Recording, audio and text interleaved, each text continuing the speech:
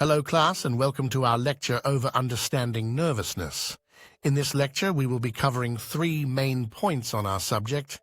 We will first cover the similarities and differences between public speaking and conversations.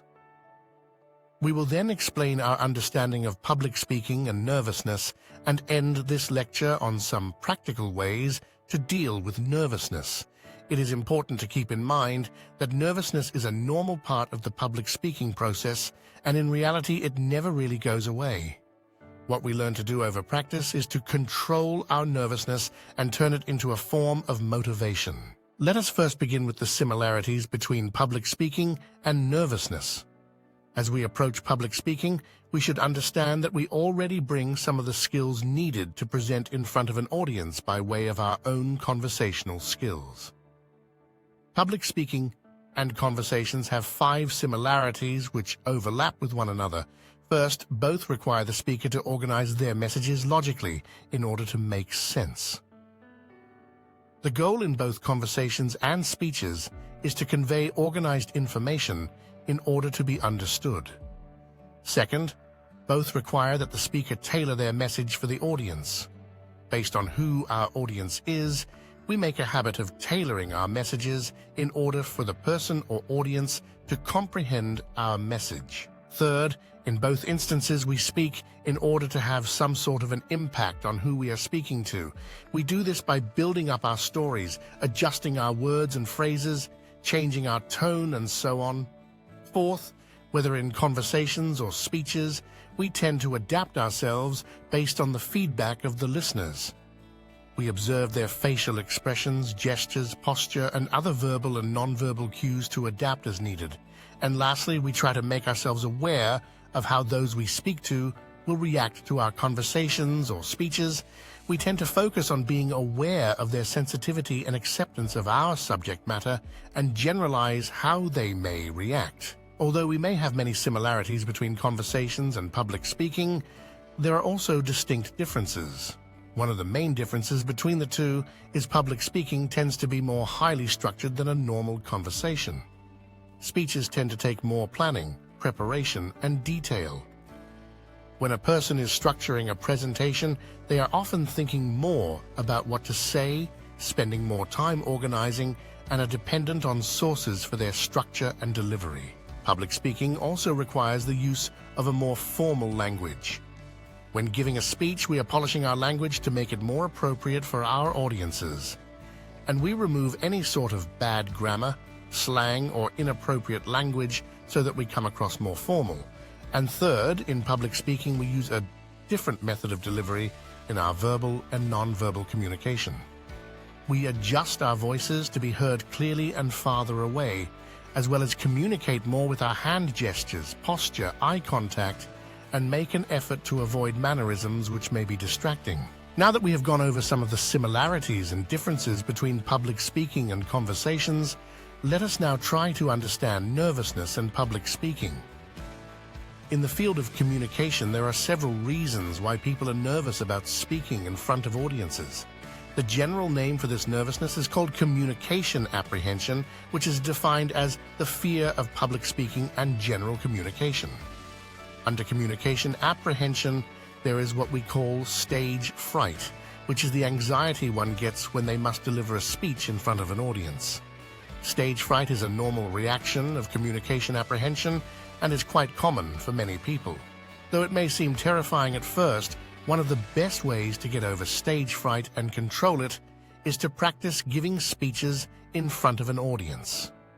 Most people tend to overcome this form of apprehension as they continue to practice in front of others. There are several reasons why a person may fear public presentations, and as you discover the main reason for your own stage fright, you will hopefully be able to control and overcome that fear.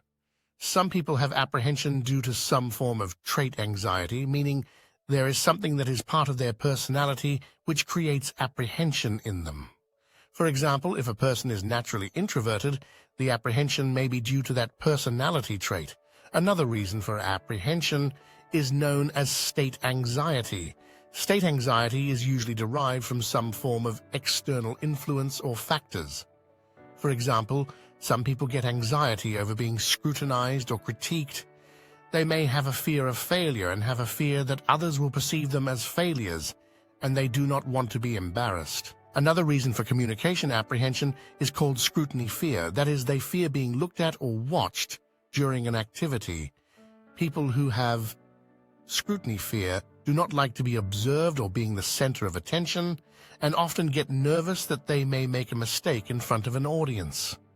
The last form of communication apprehension is fear of revelation. This apprehension is based in a person's fear that if they reveal who they are and what they think, it will be held against them in some way. Whatever the reason for your stage fright or apprehension, it is important that you understand it, admit it, and face it in order to build up confidence and control your nervousness. And this leads us to our third main point on how to begin dealing with nervousness. Though there are many ways and exercises to deal with nervousness, we are going to cover some of the more practical ones regarding public speaking. First, remember that nervousness is quite normal when it comes to public speaking. Most people experience differing levels of stage fright, and this is a common reaction we have at the prospect of presenting in front of others. You are not unique in this fear, so realize this fear you have is experienced by most people and is nothing out of the ordinary. Second, work on using your nervousness in a positive way and develop positive nervousness.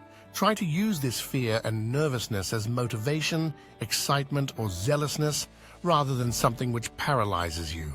For example, if you have ever played in sports or perhaps wanted to interact with someone new, you often have a certain fear which you use to motivate you forward. Try to apply your fear of public speaking in the same way and use it to motivate you in presenting.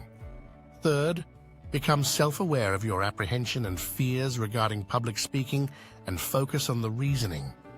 Being able to identify the reasons is a great way to focus on overcoming them. Ask yourself what exactly makes you nervous to speak in front of people.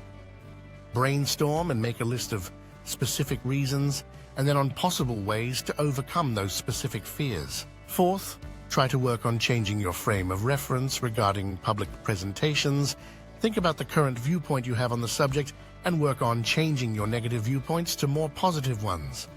This is what we call cognitive restructuring, where we change our perception in order to overcome our apprehension and motivate us to give presentations.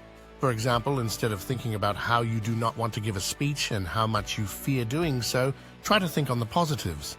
You gain speaking experience. It will help you socialize and give you confidence. Or think about how you can do your best rather than how bad you think you will do.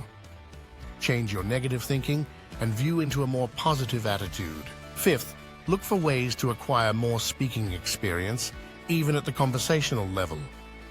Try to speak up more or share your thoughts when in a group of friends or family.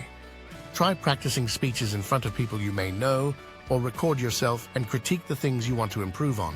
Remember, one of the main causes of stage fright is simply that we are unaccustomed to the practice of presenting in front of people, so even the smallest practice in acquiring experience helps overcome our nervousness. And lastly, always thoroughly prepare for your speech. Keep in mind that every 1 or 2 minutes of a speech requires approximately 1 or 2 hours of research and preparation. In the day or days prior to your presentation, be sure to practice your speech several times a day. Also, be sure to get plenty of good rest and eat well. On the day of your presentation, be sure to eat a high-protein meal, making sure to cut back on sugar or large amounts of carbohydrates, which can make you crash or make you feel lethargic. Be sure to wear clothing which is comfortable for you, including shoes which will be comfortable when standing in place for a period of time. To conclude our lecture, let us be reminded that nervousness and stage fright are a normal part of presentation and communication. Keep in mind that you already bring in some basic skills needed for giving a speech by way of your skills in having everyday conversations. And although there are many reasons we may feel and display apprehension when communicating, there are just as many ways to deal with our nervousness. Keep your focus on trying to develop confidence by understanding your own nervousness. Be sure to always prepare properly and make it up in your mind that you want to succeed.